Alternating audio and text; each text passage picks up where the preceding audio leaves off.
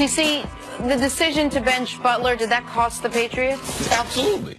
It costs them because you're going against a team that plays 3 receivers most of the time, a team that doesn't have a fullback that they use on a regular basis. So you need Malcolm Butler because you need Rowe to be the nickel. And we know that at this point in the season, Stephon Gilmore, he's done a transformation on the other side from compared to the way he started the season, being very rough. So when you decide to bench Malcolm Butler, just from an X's and O's standpoint, you put Rowe in the game, so he's got to play 70 snaps. Man, the Eagles went after him. I mean, he is not Malcolm Butler as a player. Jonathan Batamosi's getting defensive snaps. Yeah, so what it does also is from a coverage standpoint, and Philadelphia was able to exploit this.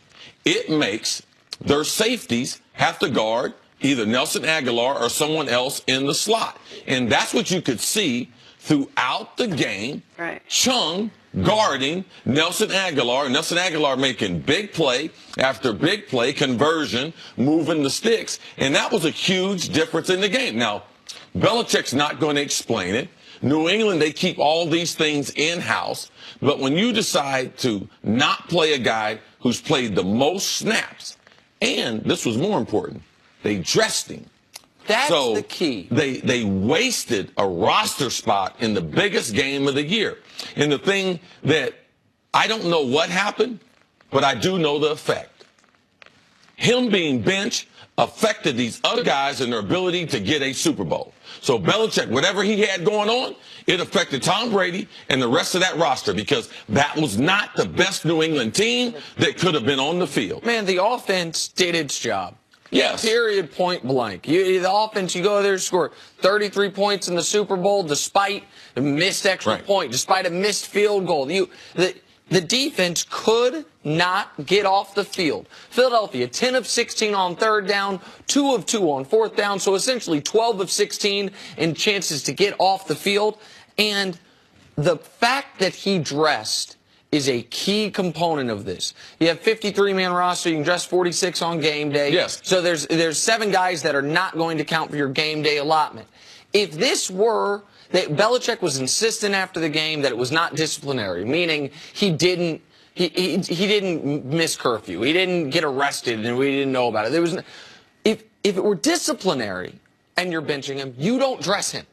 The fact that he dressed tells me I believe Belichick. It wasn't disciplinary. But this guy played every single defensive snap of both playoff games leading up to this. Right. Now, this is not the first time he's been benched this year. In the preseason, he got benched. He got off to a slow start. Belichick said he wasn't pleased with his overall performance. But this is one of the things about Bill Belichick. It's all nice when you win it. But I'm going to tell you, he's very, very dismissive to players.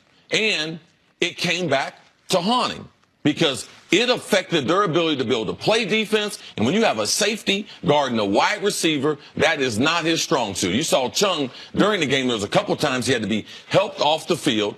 And because Belichick decides to keep Butler on the sideline, it affects the rest of the team. You can't swallow your pride when you see that your defense actually does need him. Not when you're playing okay and you know you don't and you want to make a point. No, because he thinks that no one is bigger than the team.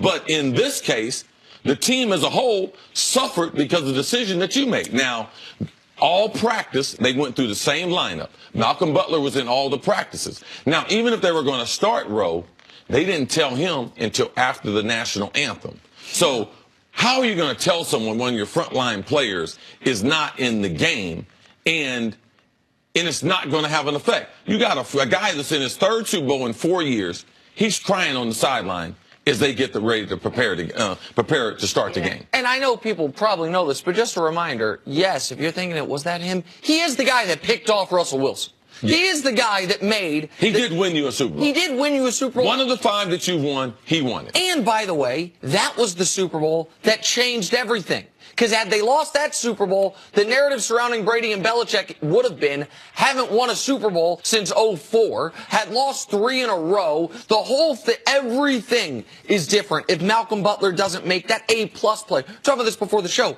Just knocking the ball down against Seattle would have been an A-level play. Yes. And then Seattle would have had a 3rd and goal from the 1, and they probably run it there. The fact that he made one of the greatest plays ever to win you a Super Bowl. which leads me to believe, Jenna, you were asking before the show and during the breaks, like, why would this happen? And I couldn't come up with an answer. Like, we don't know because Belichick's a little mercurial. But one thing that occurred to me that might sound crazy is if Belichick thinks he can win without you, man, it's a great, hey. It's a great negotiating ploy. And a message to send to anyone, negotiating not just with him, but with anybody else on the team. Hey, guess what? You remember that guy that won us a Super Bowl? Who's one of our, even though he's had a bad year, he admitted he had a bad year, one of our more talented defensive backs in a contract year. Watch what I do to him. Watch what I do to him. Think what I'll do to you. Like you said, it's all fine and good if Nick Foles throws 3 picks and you win this game 38-13. It's not so good when you allow Nick Foles to throw for near 400 yards. And it bears repeating again, he played every snap of the first 2 playoff games for the Patriots and almost 98% of their defensive snaps all season long. How much of a difference, Jenna? What's the difference between 6-2 with your Super Bowl record and 5-3? Well, that's a good point. All right, coming up, how did the Eagles